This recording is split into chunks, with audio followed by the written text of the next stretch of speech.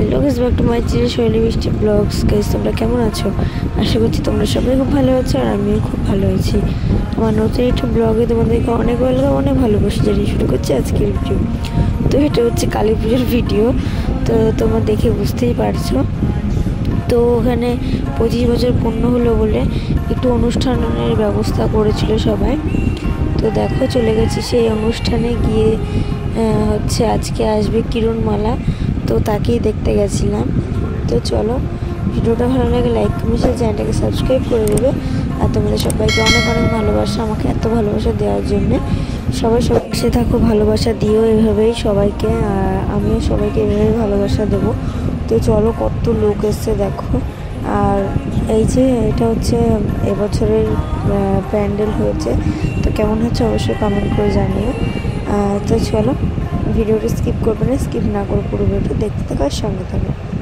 তো দেখো, এখানটা হচ্ছে একটু মিউজিকের আয়োজন করা হয়েছিল, তো জীবাংলা থেকে এসেছিলো, তো খুব মজা করেছি আমরা সবাই মিলে।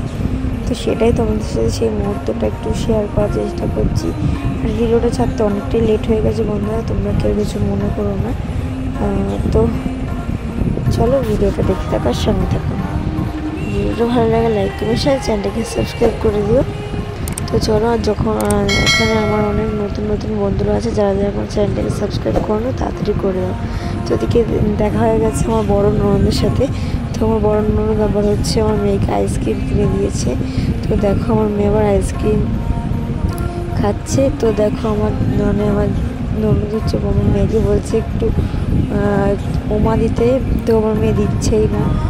তো ওর মতন আইসক্রিম খেয়ে যাচ্ছে। আর দেখো, তো চলো, তো লাস্টে আমার মেয়ে আবার উমা দিয়েই দেবে। ওই দেখো, এবার দিয়ে দিল।